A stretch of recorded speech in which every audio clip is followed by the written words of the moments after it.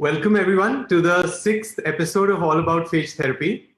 I'm Pranav, the founder of Untitled Phage Therapy, and I'm going to be in discussion today with Dr. Naomi Hoyle of the Eliava Phage Therapy Center. She is the International Relations Manager at the Eliava Phage Therapy Center, and in her role at the Phage Clinic, she has overseen the phage therapy treatment experience of over 1,000 people with a variety of conditions from all around the world. And that diversity of experience makes it very unique and gives her an insight and experience of phage therapy, which is very unique. And happily for us, she's come online with us today to share that experience with us. On a personal note, she played a very significant role in my own treatment experience when I was suffering from an antibiotic resistant infection in 2016 and 17, and I was undergoing treatment at the Eliava Phage Therapy Center. And what started as a doctor-patient relationship has now become a close friendship. And I'm very happy to have you here, Naomi. Welcome. Thank you. Thank you for inviting me to come on. Namaste.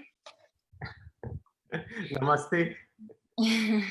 So it has really been an amazing experience to first know you as a patient and then work with you as an advocate for patients. And I think you've done an amazing job with your wife Apurva to really help facilitate phage therapy for a lot of patients. And I think you're doing really good work. And it's really a great opportunity to have this kind of a platform for different phage experts to come on and talk about various aspects of phage therapy. And I feel honored to be able to be one of your guests and to follow so many great scientists and doctors. And I hope that we have a very interesting discussion for the people out there that are watching. Yep, I hope so too. I'm sure that's what everyone in the audience is waiting for as well. So let's dive straight into it. You first came to know about bacteriophages when you were studying in the US. I think this was back in the early 2000s, and you got interested in bacteriophages, and that led you to move from the US to Georgia and took you to the Eliava Institute. So can you kind of talk us through that journey of how you first discovered phages and that entire journey from the US to Georgia? Sure. So I was a student at the Evergreen State College. I was doing pre-med, and one of my professors recommended that to go into medicine, you needed some kind of a research background. And this was, interesting to me. And I thought, okay, sure, I'll do any kind of research. And she introduced me to Betty Cutter, who you had a wonderful talk with a couple of weeks ago. And I was just amazed that Betty immediately invited me to join her lab. It was like, there was no resume or any references or anything. It's like, do you want to join? And I'm like, sure, okay, I'll join. And I had no idea about phage. I didn't know what a phage was. I didn't have any experience in the lab. And so I was really just like very fresh and excited. And Betty's enthusiasm for science has inspired, I know, so many undergraduates, and a lot of her students have gone on to do really cool things in phage, in science, in different areas. So she's been an inspiring mentor, and one of the really amazing benefits for me is that I've been able to maintain such a close relationship with Betty through all these years. And we've just been able to do some publications together and really continue to work together in this field. And she's been an amazing pioneer for phage therapy.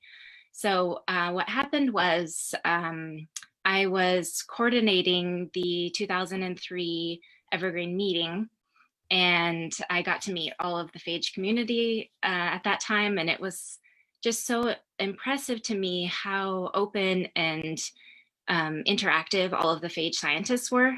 And I think a lot of people who join the phage community say that, wow, this is an amazing group of people. And they're people that are all really willing to help, support, and collaborate. There were a group of Georgians at that meeting, and they were just, so kind and sweet, and I just fell in love with all of them. And one of the Georgians there was Dr. Liana Gachechiladze, who was staying in Betty's lab for the summer to teach some of the undergraduate students. And she was a very senior scientist at the Eliava, and by the time she retired, I think she had been there for 60 years. Wow. So she decided in the middle of the meeting that she was going to do start some lab work. And she asked me to make media for her. So I was in the lab right in the middle of the meeting, totally crazy time. And I was preparing 2 different batches of media. One would be for broth, liquid media, and the other would be for plates. So I had to have agar in it. And just at that moment, one of the PR people from the college came in to take a photo session with Betty in her lab.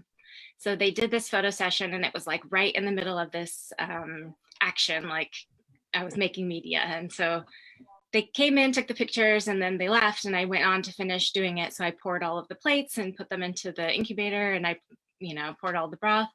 And the next day, Liana comes in, and everything is all just a mess. The plates had turned into liquid. The liquid was hardened. It was agar, and she was just so disappointed. And she said, "Oh, no, this is not right." And I felt like, it was such a opportunity for me to show myself, and and I was just so disappointed. And I went into the basement and cried, and Betty comforted me, and it was just like, "Don't worry, she's gonna like you," And so actually ended up, that I went over to Georgia. It was through a grant that Liana had gotten, and this was kind of the beginning of that. And so I got to continue my work with her later on, and learn, from the basics, from the beginning. And that was really an interesting experience for me. So it did turn out to be fine then. At the end, it took a long time for me to gain her trust, that she thought, like she can't even do a simple thing like make media. But at some point. When did she let you make media again after that? It was that same summer. I had to do it many, many times, but and we had a language barrier, so I couldn't explain that what had happened was that the photographer had come in, and that's why I got mixed up which one was which. And it was a funny story. Even Betty remembered it a few months ago and said, "What happened then? Remember?" So you mentioned Liana. When you went to Georgia in 2004, what was the phage research and phage therapy landscape at that time in Georgia at the Eliava Institute, and what was the role that the phage scientists were playing at that time? So we had a wonderful talk with Dr. Mazia Kutateladze, and she talked a lot about the history of the Eliava, so I won't go back into all of that. But basically, from my experience as a student, I really got to learn some of the fundamental phage biology, which was really classical kind of research. And it just created such a foundation of knowledge for me in terms of phage biology. I had been working in the molecular biology lab at Evergreen, so I was working, in a different kind of angle, and we did a little bit of phage biology and a little bit of the same thing, but just learning it from a different perspective. And I think that all of the scientists were so experienced, and everybody was such a warm welcome for me, like just immediately accepted me and made me feel welcome. And I got to spend time with different scientists, learning from each one of them. And at that time, maybe it helped a little that I was Betty's student, but everybody was just so kind. And that was a continuation of the grant that we were working on to do selection and characterization of therapeutic phages for burns and wounds. So we were mostly focused on Pseudomonas and isolating Pseudomonas phages for burns and wounds and then characterizing them. So I really did learn a lot from Liana. I remember when she always had a picture of a Brazilian model in her office. And she would open up her fridge, which was full of phages, and she'd say, "Look at all of these phages. I could have saved this girl." It was a young woman who had actually died because of a Pseudomonas infection that had started in her leg and then turned into sepsis, and she unfortunately died. But it just kind of gave me this deep impression that there's something here that can help people around the world that are suffering and actually dying from these infections. And so that was a big inspiration. In the first years before I knew Georgian, we spent a lot of time using this very old phage textbook called Adams, Bacterial Phages. It's from 1959. And she would have her textbook in Russian, and she would be reading, and I would have it in English, and we would, figure out what experiment we were going to do. And, wonderful times, wonderful experience, just being able to do all of the lab work and get to know those people. Dr. Mazzia did talk a little bit about the dedication of the scientists at the Institute, and I was always so impressed with the stories about how people had brought phage home to save parts of the collection. But I think that it's really important to say now that a lot of these dedicated scientists are still working at the Institute today, and they still are doing really important things. And we wouldn't be able to do the work with phage therapy without those scientists. So, of course, we have to say a big thank you to them.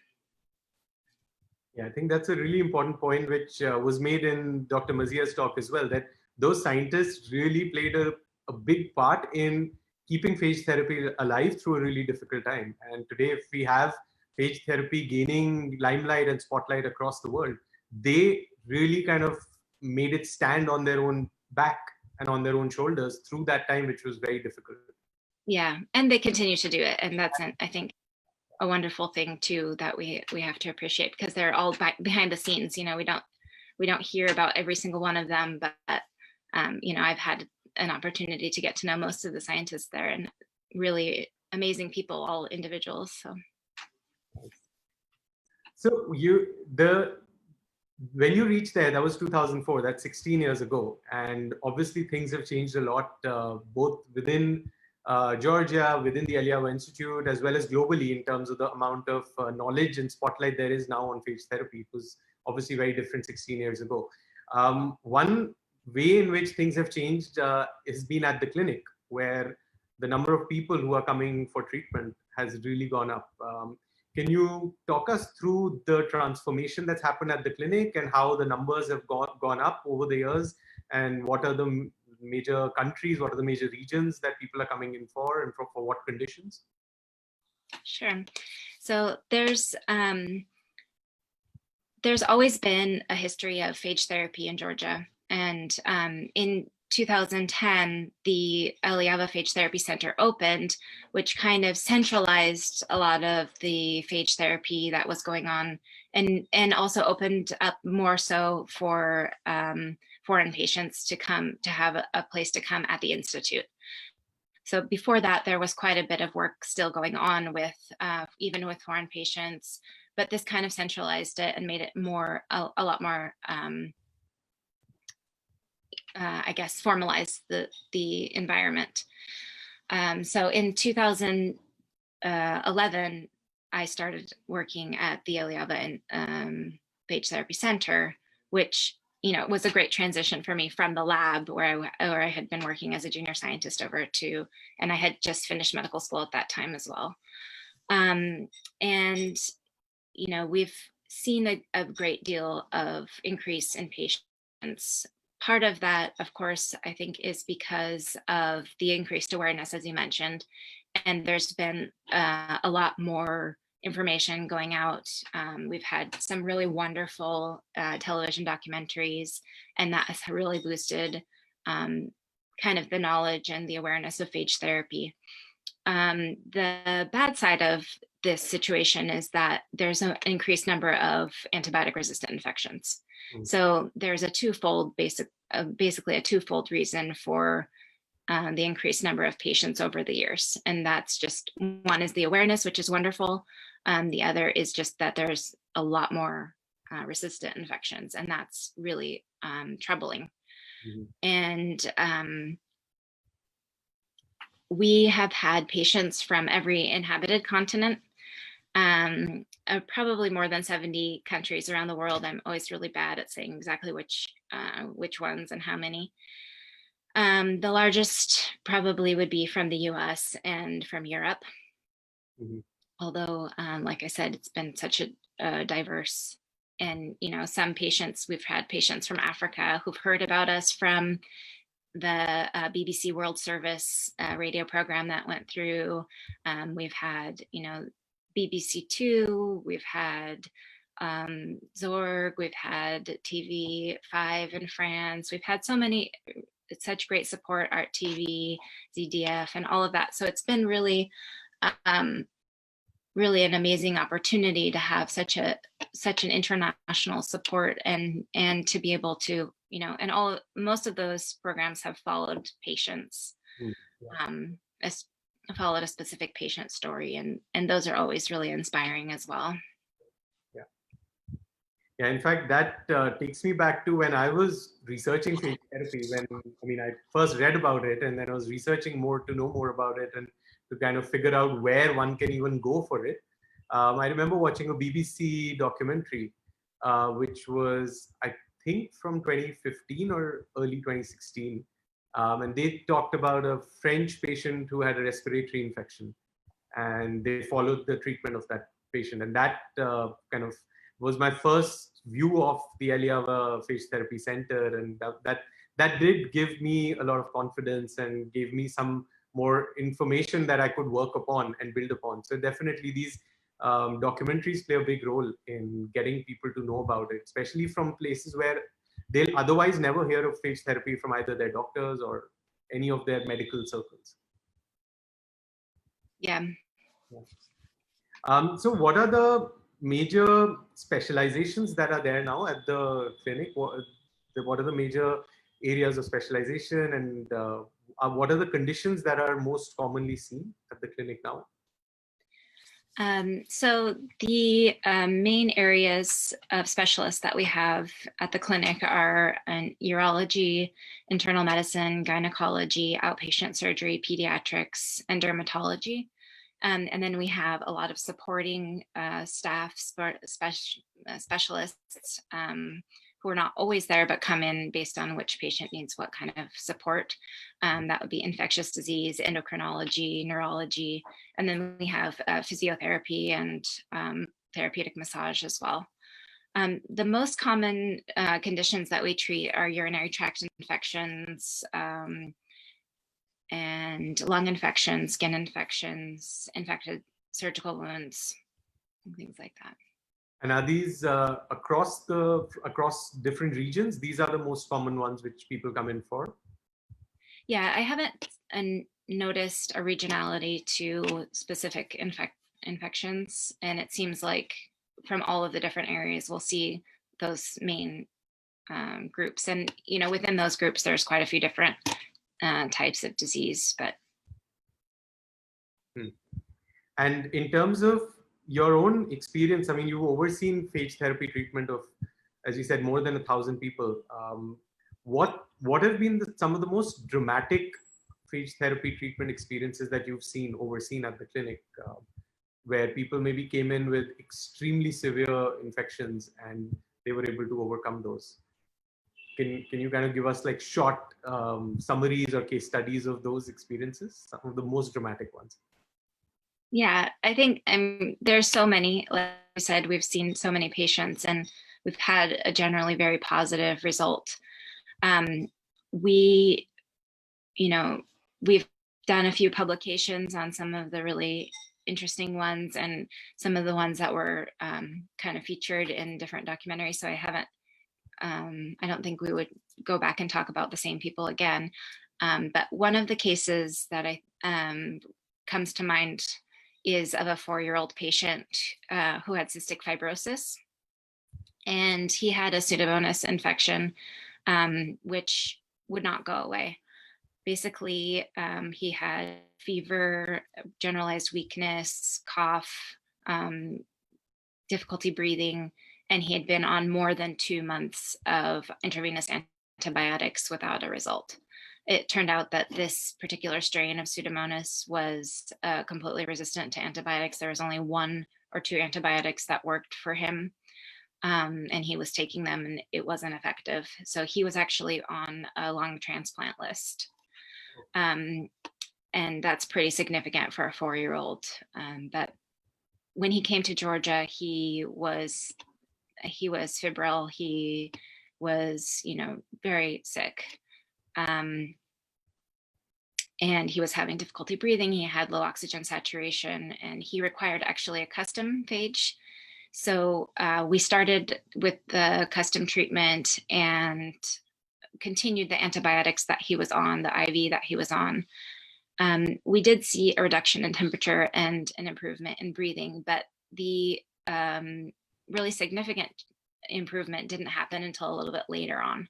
So when he went home, he was slightly better, but not like, oh, wow, what happened, but over time, with the second and third treatment course, he continued to get better and better. And the fever went away, and he didn't have the acute infection.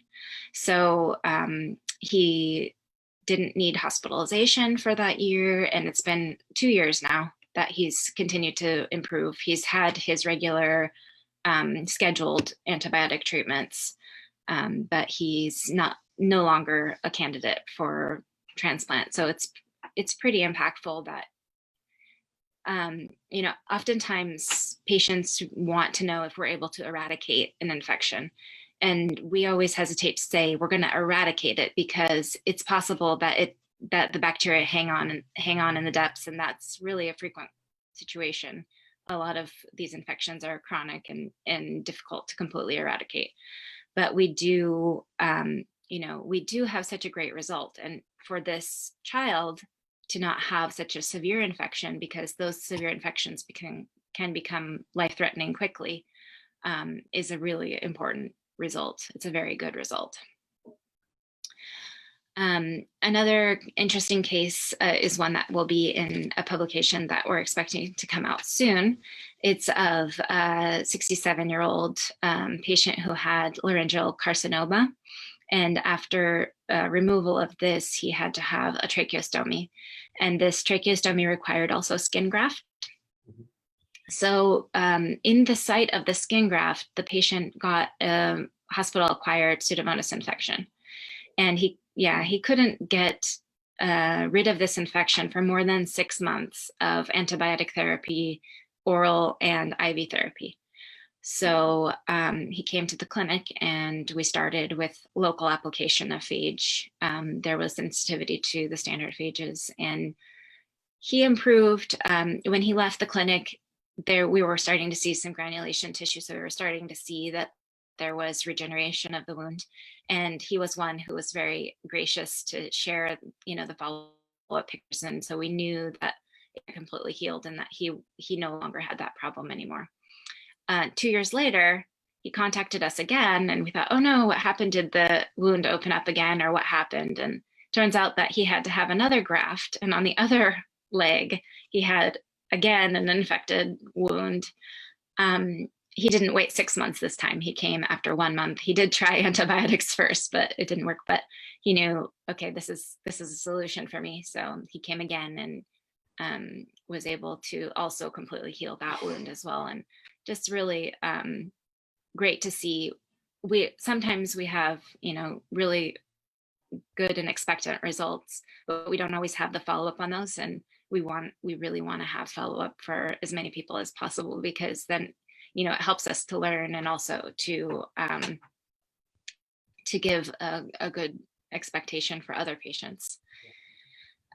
We've had such a great experience with urinary tract infections, and many patients who've had eradication of urinary tract infections. We had a really interesting case that was published on an Italian patient who completely eradicated a Klebsiella infection that had been hanging on for a long time, and she had more than 30 hospitalizations during a very short time, I think 2 years.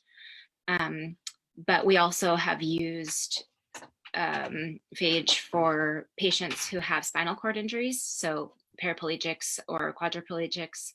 And we were able to follow a group of 12 patients who had chronic infection, who frequently had hospitalizations. All of them were on antibiotics constantly. and they used phage via an indwelling catheter that they had, or intermittent catheterization that they had to do anyways.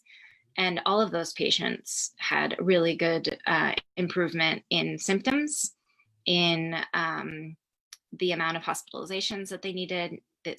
Many of them were having frequent urosepsis, and none of them have had urosepsis during that. We followed them for 1 year to see, what kind of result we would have. But that's another kind of chronic case where we'd say you need to continually use phage, or periodically. So we can't expect that they'll never have an infection again because of the indwelling catheter. But it really improved the quality of life for these patients, and that's a really interesting kind of point. And I think that the same kind of patients also have problems with pressure sores, and also with lung problems, because they're not able to have the same kind of lung movement. Mm-hmm. So they're predisposed to infection. Mm-hmm. So those are a few of the very many that we have seen.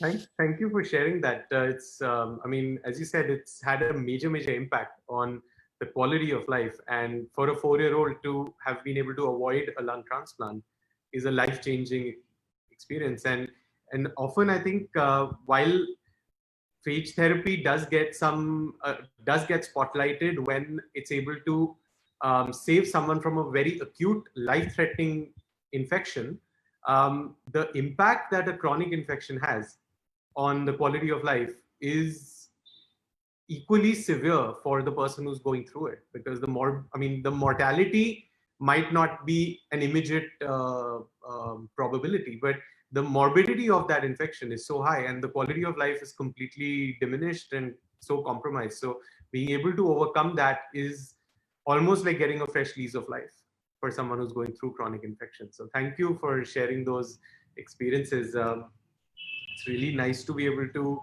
hear the impact of phage therapy for people who've been going through infections for so many years and for long periods of time. Yeah, it's my pleasure.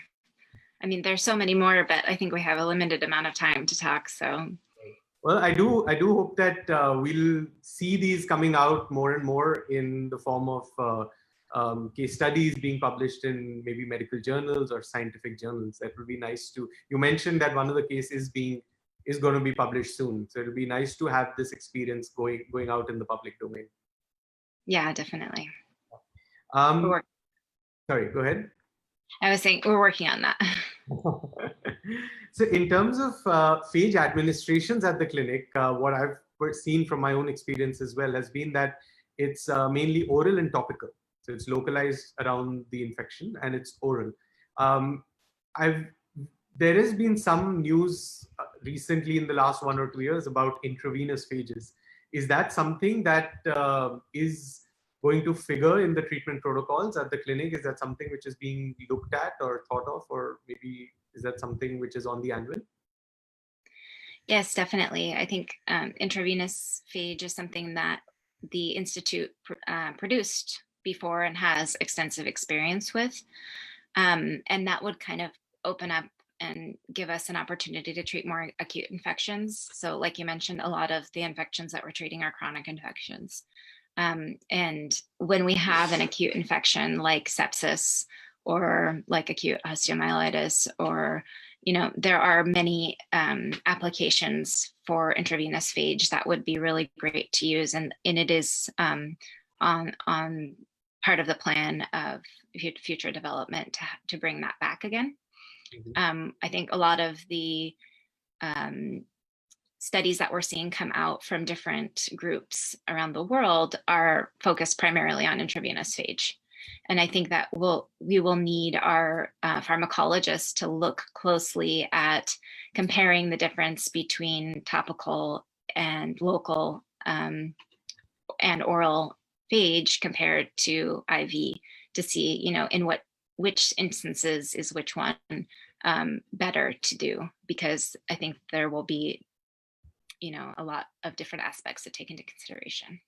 Mm-hmm.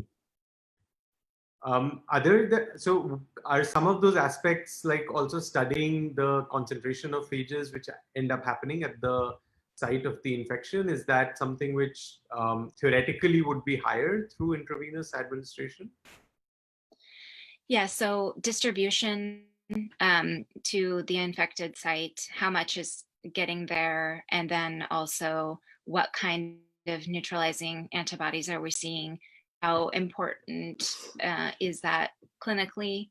So we know that antibodies do develop, but there's a lot of interesting research coming out of Poland about how that actually influences the outcome of the treatment. And there's just so many aspects really about pharmacokinetics and pharmacodynamics that have to be really looked at and compared. I think comparison would be really interesting, in my opinion, to see the difference in efficacy. And are some of these experiences that are coming out from administration of intravenous phages in other places, would those be useful in maybe if those results get published, and if those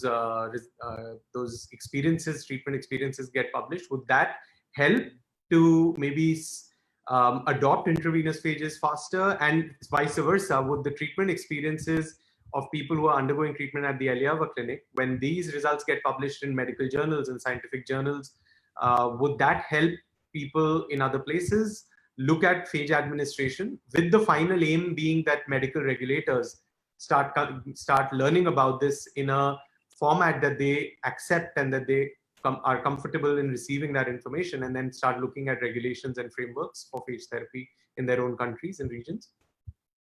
That's a really great question. I think so. We hear a lot about evidence-based medicine, and evidence-based medicine is basically kind of a classification of different research. And so we assign quality to those different types of research. So when we say that there's a high quality of evidence, we're talking about research that's been done in a controlled manner. So we're talking about randomized controlled trials, or we're talking about systematic reviews, which are a collection of clinical trials that are analyzed statistically to see, what the efficacy was and so forth. When we're talking about case studies and case series, here we're talking about a descriptive type of research. So that has a lower quality of evidence.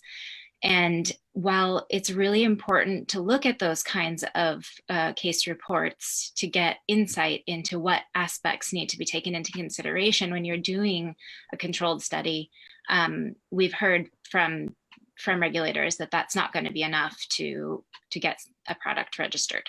They still want to have the high quality research studies done. And we want to see those as well, because that's going to be really important. And we also want to conduct them. That will be important, to have a nice comparative opportunity, because right now we can say, what kind of a patient did we treat? What was the disease? What was the result of that? But we can't really compare between patients, or we can't compare with a control group. So we have bias involved in all of that. And that's, I think, what regulators are trying to eliminate and try to get a better, get the, the standard, which is the randomized controlled studies. So is that something that would be happening going forward in terms of maybe within the clinical setting of the Eliava Phage Therapy Center, or within the institute? Is that something that we might see going forward? Yeah, I definitely expect that will happen. There's already been a controlled clinical study with the Urology Institute and the Eliava Institute that looked at treatment after prostate surgery. So that's a publication that's also available online and interesting to look at. And I think that really helps to get the message through to people like in the medical community, doctors, regulators, because that's while it was really good that you mentioned the hierarchy of information and the quality of information that they like to receive. But even to have descriptive case studies being published in a medical journal or a scientific journal that they recognize does carry weight, and that does at least help to um, bring about awareness within that community of phage therapy at least being there as an option of treatment. Yeah, I agree. And I think that that's already seen for us with fellow physicians around the world, that more groups are interested, and quite a few are even starting to do that kind of work. There's a group in Australia who started to do some studies, and it's wonderful. It's great to see kind of the expansion of that. Right. So you talking about expansion, is that something that's on the annual with the clinic? What are the kind of future plans for growing the clinic and the practice of, and being able to maybe add on more specializations to be able to get this treatment out to more people? Yes, definitely. There are plans for growth, both in terms of staff and technology. There's been discussion about having an inpatient ward to the center, and I think that that would allow for the kind of acute cases that we were just talking about. I mean, there's another logistical aspect of having acute patients, which is that those kind of critically ill patients are not stable enough to travel. And we don't want people to put themselves at risk to come for something that's, that they could very well, become more ill just from the travel. But I think we'll see, some expansion in that area in the future. There's been some discussion about Eliava satellite clinics in different countries around the world, and I think that that would be a really wonderful thing to do. Our focus has been on personalized medicine and personalized care, and I think our staff has done a really amazing job of making every single patient feel completely satisfied with the attention that they've gotten from our physicians. And I think the medical team has done an amazing job of really looking at each patient in depth. So getting too big would, I hope, would not lose that, wonderful aspect of our center, which is, patient care and patient focus. And I think that, that's something that's really needs to be taken into consideration and protected. That has to remain at the core while the expansion is being done. Yeah, and I think it's possible. And there are some other, we talked about IV phage, but there probably will be some other formulations as well that will be introduced, spray and tablet form. And we already have some preparations that are made at our compounding pharmacy. Mm-hmm. So we have rectal suppositories, vaginal suppositories, and creams. Mm-hmm. And that kind of expansion is also really important and something that we're looking forward to. So both in terms of the capacity of handling more cases, as well as more methods of administration. Right. It's interesting. Your experience of first starting out your studies in the US, then moving to Georgia to continue in your studies and then get entrenched into phage therapy, that kind of gives you access to the medical community's insights in both the places. And then, of course, you've traveled around the world attending phage conferences, and you've been part of so many presentations on the work of the clinic. What's your take on how the medical community across the world, across the places that you've interacted with them closely, what are they feeling about phage therapy, and how do they view phage therapy? Do they look at it as something that they're now actively considering as a tool to combat antibiotic resistance? Are they beginning to look at it as a viable option? What's your take on how the medical community across various parts of the world looks at phage therapy? That's a great question. And I think that that's really important when we're thinking about how we can continue to promote phage and how we can see it become more accessible around the world. I think that if we start out talking about the phage community, as I said at the beginning of the talk, the phage community is really just an amazing group of people, and they've fully embraced phage therapy. And I think Betty had a lot to do with that, just with her experience discovering, all of the history that had already been going on in Georgia. And that was in the early 1990s. She visited Georgia for the first time and found out about it. And then she had been giving talks about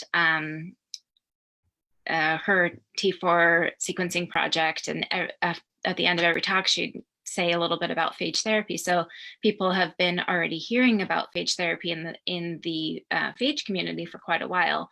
And it seems like a very logical thing when you look at how a phage kills bacteria on a plate. Okay, of course that's going to work.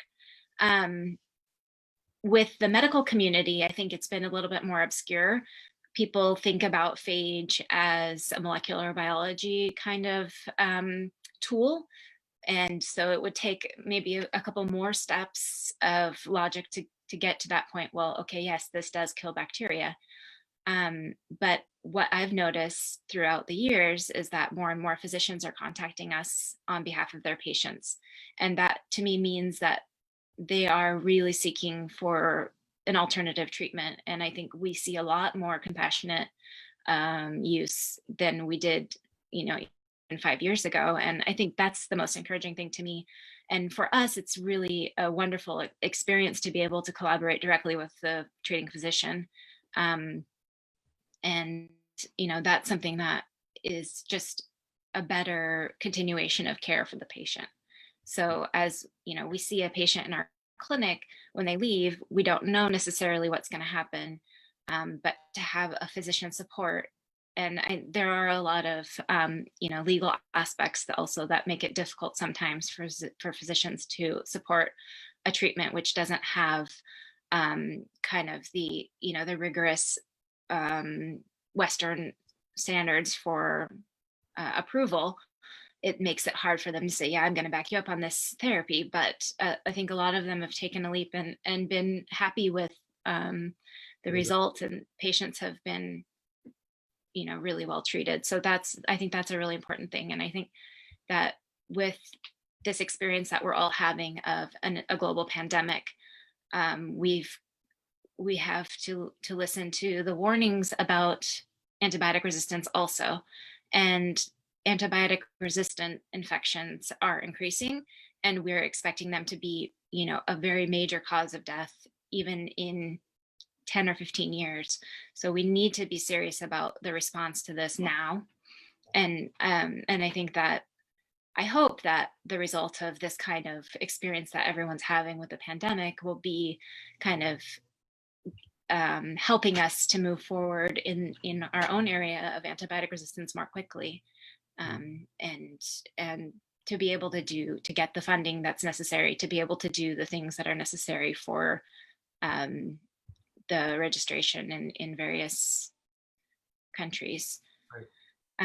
And I do think that it's important to take into consideration the specificity of phage, that phage is a unique thing. It's a virus that kills bacteria.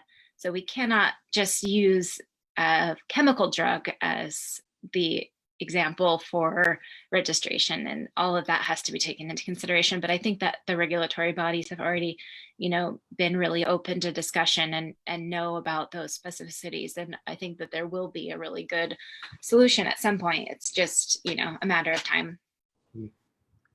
Actually, you made an excellent point about the pandemic and how that might focus on the problem of antibiotic resistance, because just yesterday I was reading an article that was talking about how the usage of antibiotics has really gone up through this pandemic, because initially there were some reports about how azithromycin might have a role to play in suppressing the symptoms of COVID-19.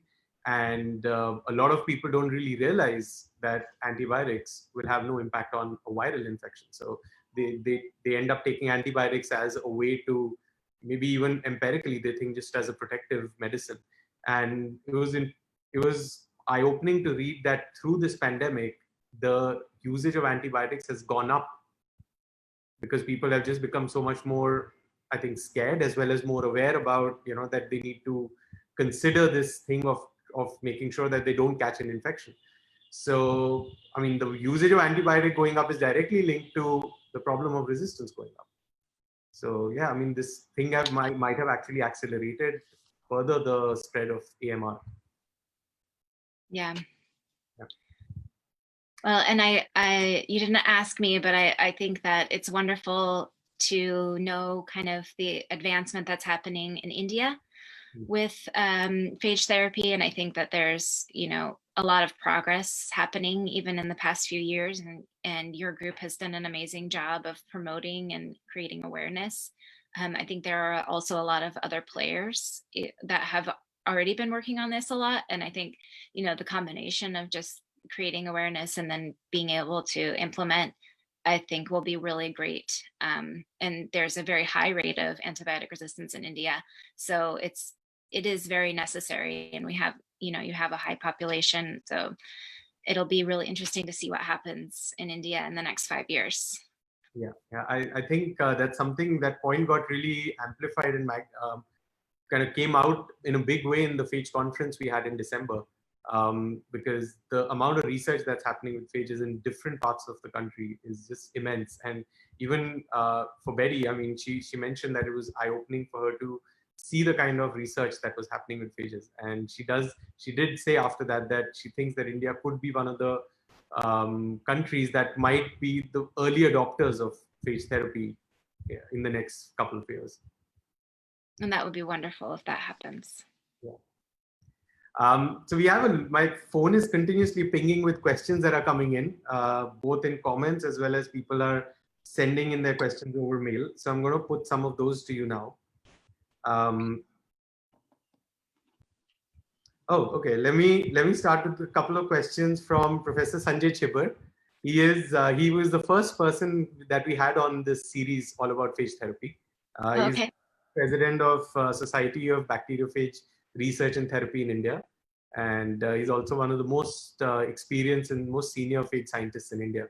So he has sent two questions. The first one is that, have you ever tried giving phages through aerosols to treat lung infections? And what have been those results? That's a great question. My pharmacology people are going to be crazy, but so we use nebulizers, and so there are different levels of aerosolization of phage, and there are different possibilities.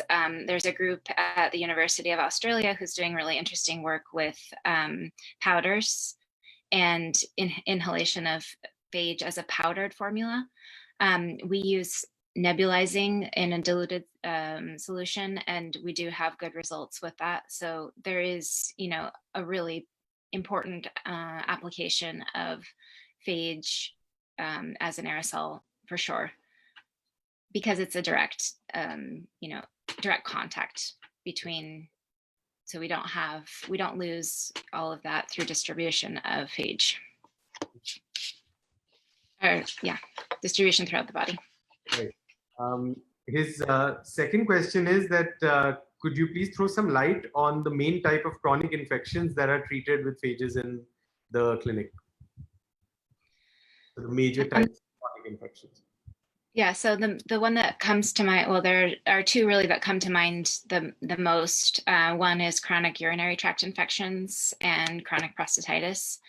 And, we see a lot of patients with those. We need time to treat those because over time, it seems like when you eradicate one pathogen, another emerges.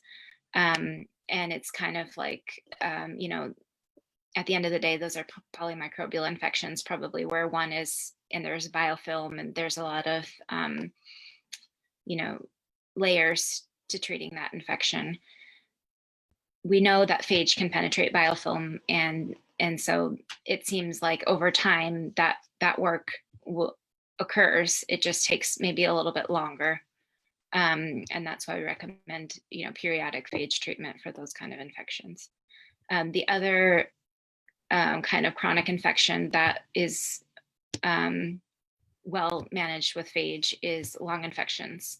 So if we have chronic Pseudomonas or chronic staph or that kind of infection that's associated either with cystic fibrosis or associated with bronchiectasis. And basically what happens is that the lung changes, those bronchioles dilate, and it creates an environment for bacteria to just really, live their best life. They're settling in, and it's pretty hard to get completely rid of them. But what we're looking for is a way to control the infection, and phages is a way to do that, where you're using phage periodically. You don't see those exacerbations, and for us, that's a great result. If you don't have, an acute infection every 2 or 3 months, and you're, staying out of the hospital, that's a really good result. That's been similar to the experience we had with the one respiratory infection case that we had from Bombay, where he was requiring hospitalizations for about 3 weeks in a month, and now that's reduced to once in 3 months. So the frequency really? That's come down to that level. So yeah, I didn't realize that. That's great. So there's a comment from Miko, who's a prostatitis patient who underwent treatment at the clinic. So he says, "Thank you, Pranav, for mentioning the reduction in quality of life. Chronic infections ruin a person's life, and no one takes it seriously because it's not famous or deadly like cancer or heart attack, but it's deadly because you lose the will to live." So that's a really good point he makes about the impact of chronic infections. Thanks for that comment. Yeah, it is for sure. I mean, and I think that kind of some of the care that patients get in the clinic is, an empathy for their condition. And that's not always easy to do when you have a, general practice. Like, you have so many patients coming in and you don't have the time to really sit down and talk to people. And I think that that's kind of the personalized model helps give that opportunity. And I think that our doctors are really good, very skilled at expressing empathy and hearing the patient's struggles as well as treating them. And that does really help. Yeah, and I think that's something which is true for so many medical systems around the world, that they're more tuned to dealing with emergency acute conditions, and for chronic conditions which typically require a more patient and long-term treatment, the medical systems are not really tuned for that. Even the doctors maybe don't have the time. They just give maybe 5 or 7 minutes per appointment before they move to the next patient. So yeah, that's a really good point you make about having a facility dedicated for chronic conditions, where the entire system is geared towards that. Yeah. I think one of the things that makes me, the most upset when I read, we get hundreds of emails a week from patients around the world. And, my doctor said there's nothing more that can be done. I hate that, like, well, we have to try, or sometimes it is a very terminal disease, but oftentimes it's a chronic infection. And I just hate the idea that, oh, there's nothing more to be done. That's just, it's so hopeless. And it's even a lot of times in really young patients. So I mean, that is my experience as well. That happened in my case, where I was told that after 5 failed antibiotic treatments, I was told that we can't really give you anything more. We've tried out all the antibiotics we could. So yeah, it's difficult to hear that. I was 33 at that time. Yeah. So there's a question from Robert Ivan. He asks that since phage is a very personalized medicine, what is the scope for it to become widely accessible? Would it be accessible over the counter the way antibiotics are, or would it be a different model for treatment?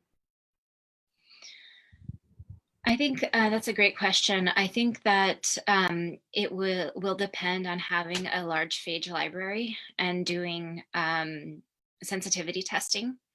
So we know that we have the right match between the right phage and the right bacteria. But in order to be able to do that, we need to have a lot of options. I'm a big proponent of cocktails. So I think that a combination of phages is going to help also to make it a more broad spectrum. And in that case, even when you have a large, sometimes one phage has a very large spectrum, like the staph phage that we have at the Eliava.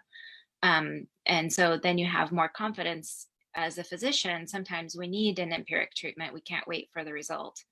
And that's also important to be able to have just really well-characterized phages that have as large of a host range as possible.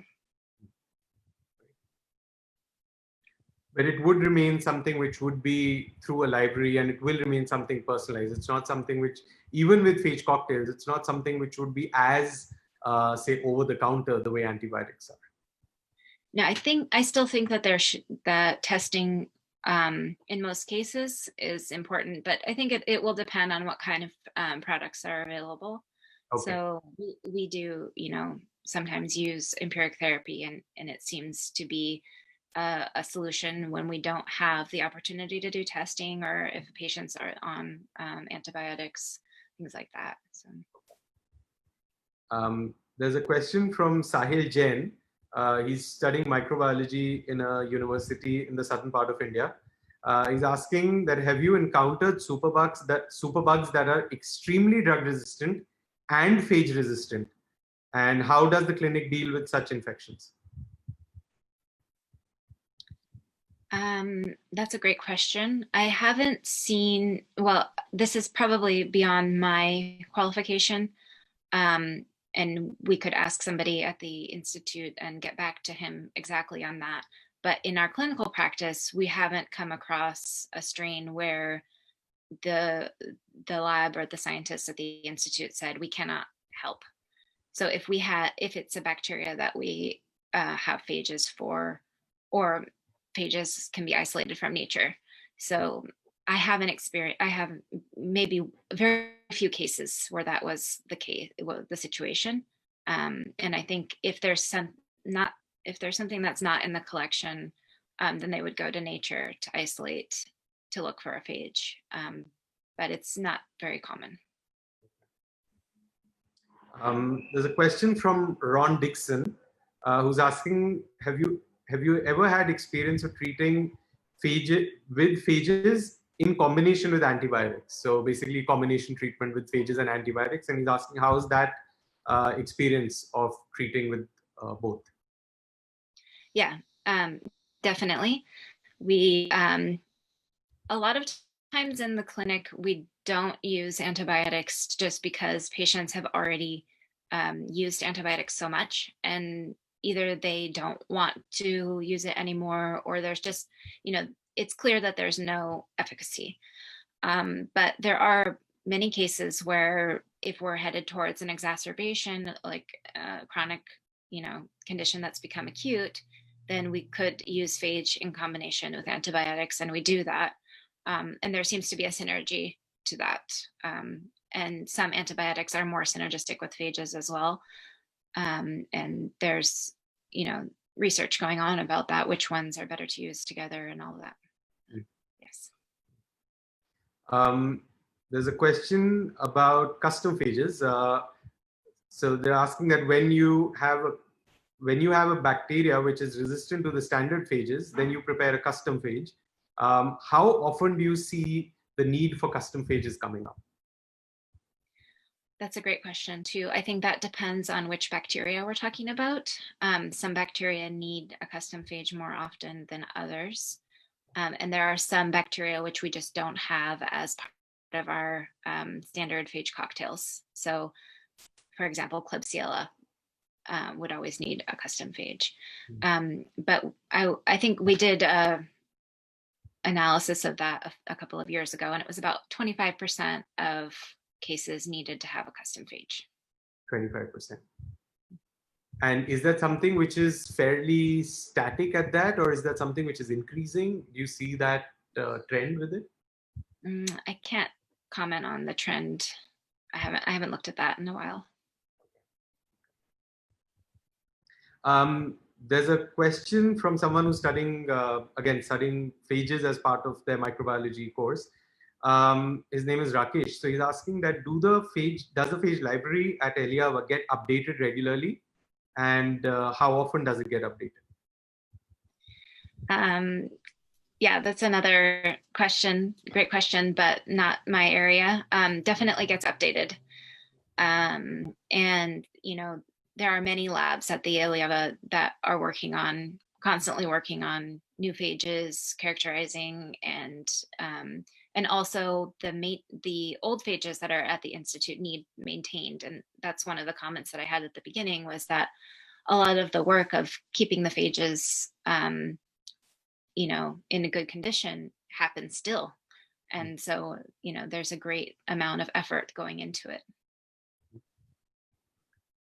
So I think this is a question, Rakesh, that you can also look at the talk that Dr. Mazia had given, because she had mentioned as well about how often the phage preparations, the standard phage preparations are updated. I think she had mentioned about once in six or 8 months is when they are updated.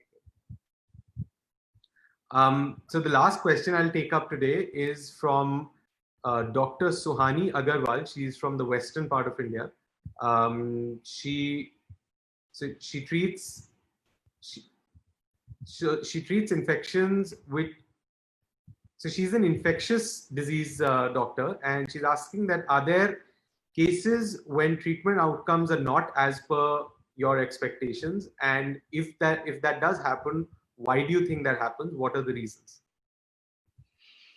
That's a really good question. Of course, it's medicine, you know, that's expected in medicine. And I think that, you know, physicians understand that things don't always work out as we expected.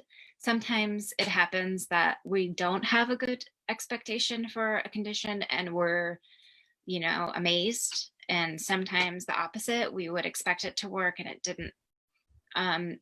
Investigating those kind of cases is really important. And I think that's one of the focuses that we will have in the future, is to really follow through on each case that we had an unexpected change. I think that there's influence of the immune system is something that we have to take into consideration. Also, we need to think about the coevolution of phage and bacteria.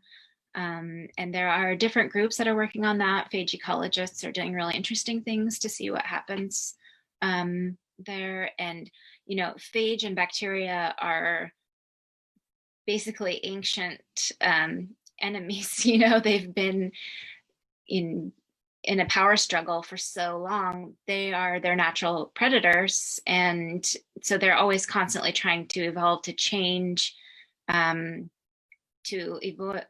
evade phage infection, or to, you know, survive. So that's also happening at the same time.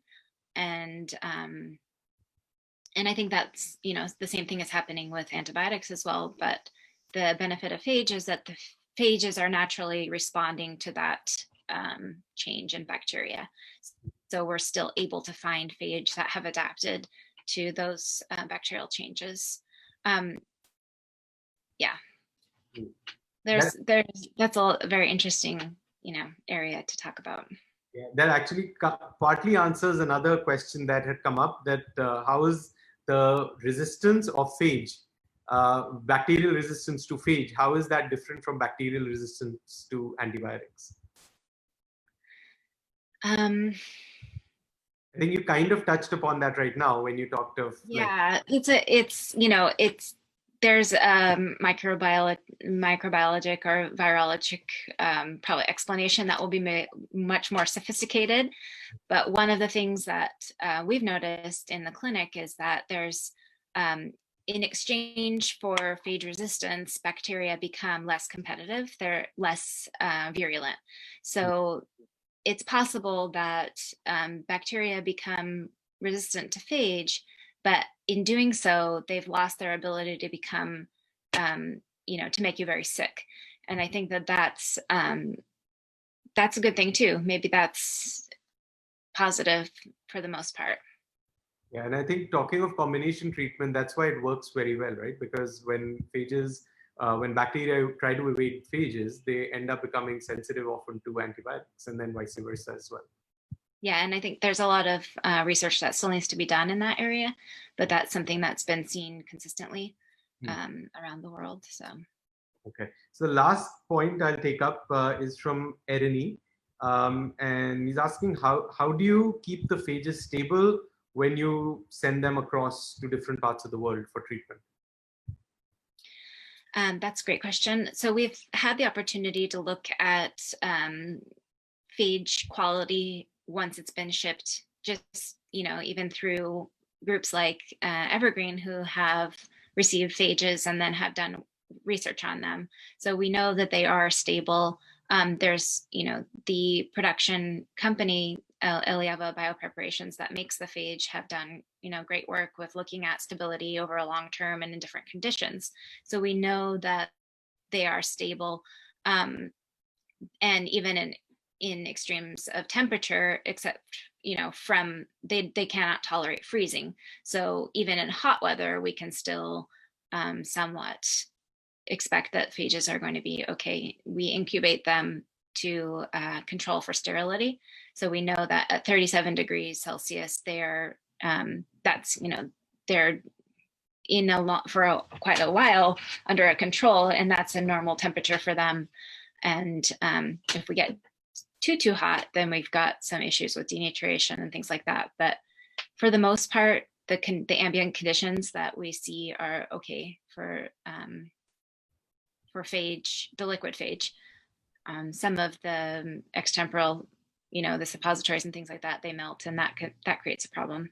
But in the summer months, at least. Yeah, especially in the Indian summer when temperatures go up. I was going to say, in India, that season is a little bit longer than in other places, but. Yeah. Well, thank you so much for answering all of these questions, Naomi. We've had questions that I put to you and a lot of questions that came in from the people who are watching. Thank you for walking us through all of this and sharing your experience and insights. I mean, as I said at the beginning, you're one of the very few people in the world who's overseen treatment experience with phage therapy for more than 1,000 people in the last 10 years. And that makes your experience extremely valuable. So thank you so much for sharing that. Thank you. Yeah, it's been my pleasure. It's been really interesting to hear the questions. And if there are any other questions, feel free to send those over to me, and we'll do our best to answer. And I can reach out to our scientists as well, who can help us answer those. Yeah, I mean, if there are any questions, you can send them to us. You can post them here, and we'll forward them all to Naomi. And as she said, she can answer those, and where she needs an input from the scientist, she'll get those and answer those through.